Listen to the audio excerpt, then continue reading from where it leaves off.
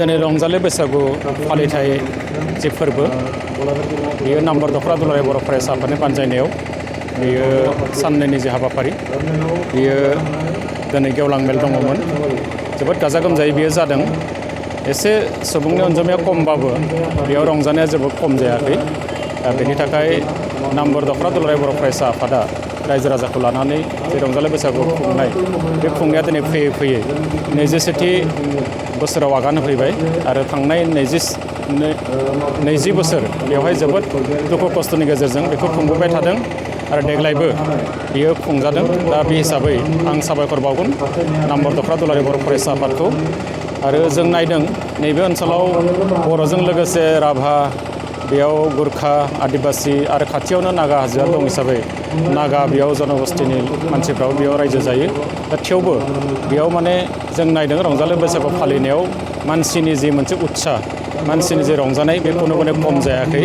दा बेनि थाखाय जों बेजोंनो मिजिंथिनो हायो रंजालि बैसागु फालिनायनि नैबे खाबुजोंनो दिनै दुलाराय बर' फरायसा आफादा नैबे ओनसोलाव रायजो जानाय मोनफ्रोमबो हारि माहारिफोरखौ दिनै बिथांमोना खौसेयै लांनानै बिथांमोनजों माखासे बाथ्रा बिथांमोना फोरमायनायनि खाबु बेखौ लादों।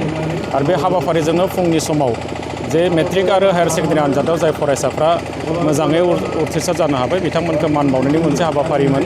दा जोंनि गलाघाट जिल्लायाव नामबर ओनसोलावनो माने सुबुं धोन दानायनि बेलायाव बिथांमोना अरायबो माने सिगां मासि लागासिनो दङ। बिथांमोना मेट्रिकआनो जा बा हायार सेकेन्डारियानो जा बेयावथ' मोजां खालामखायोनो। बिनि अनगायैबो गुबुन गुबुन बिथिङाव बेयाव डाक्टारबो, इन्जिनियारबो, उकिलनिफ्राय लानानै बा गेलेनायावबो नैबे ओनसोला जोबोद मोजां। दा बेनि थाखायनो सुबुं धोन दानायनि बेलायाव नैबे ओनसोला जोबोद मोजां मोनसे मासि आवग्रिबाय थादों। आं आसा थिदों दुलाराय बर' फरायसा आफादा नैबे ओनसोलाव रायजो जानाय मोनफ्रोमबो जाथि हारि माहारिफोरखौ लाफानानै बेयाव सोलोंथाइनि जि मोनसे थासारि बे थासारिखौ बेयाव गायसननायाव बेयाव हयथ' बिथांमोना साक्सेस जादों बा जाफुंसार जादों बेखौ बुंनांगोन।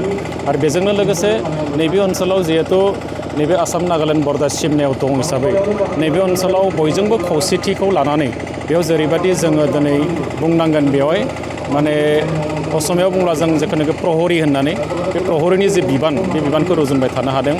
मानोना होनोबा बेयाव बर'जों लोगोसे राभा थायो, राभाजों लोगोसे बेयाव जोंहा आदिबासि दङ, गुरखा दङ आरो नागा मानसि दङ। दा बिथांमोननि गेजेराव जि मोनसे भातृत्वबोध आरो मोनसे समन्वय आरो बिथांमोननि गेजेराव जि मोनसे खौसेथि, जि मोनसे गोलाव समनि जि मोनसे एनाजरि बेखौ हमथाना लाखिनाया बे एसेबां गोरलै बाथ्रा नङा। नाथाय बेखौ दुलाराय बर' फरायसा आफाद आरो बर'नि माहारियारि आफादफोर आरो गुबुन गुबुन नैबे हारिनि माहारियारि आफाद जयै बेखौ मेनटेन खालामनायाव बा बेखौ हमथाना लाखिनायाव जोबोद बेयाव गोहोम होनो हादों। आरो बेजोंनो जोङो दिनै मोजां मोनसे गासैबो बिथिङावबो मोजां मोनसे फिथाइखौ मोननो हादों। दा बे थासारिखौ जोङो दिनै गनायनांगोन। दा बेखायनो आङो दिनै नामबर दख'रा दुलाराय बर' फरायसा आफादखौ साबायखर बावदों जे बिथांमोना बोसोरफ्रोमबो नैबे रंजालि बैसागु खुंनायनि गेजेरजों नैबे ओनसोलाव रायजो जानाय बर' रायजो राजाखौ गावनि जि मावनांगौ बिबान बे बिबानखौ खेबसेबाबो गोसोखांहोनो हादों। आरो बेखौ जोंनि हारिमुखौ फोथांना लाखिनायनि बेलायावबो बियो मैखोम मोनसे बाहागो नैबे रंजालि बैसागु फोरबो फालिनाया। जों बेखौनो नुबाय थादों।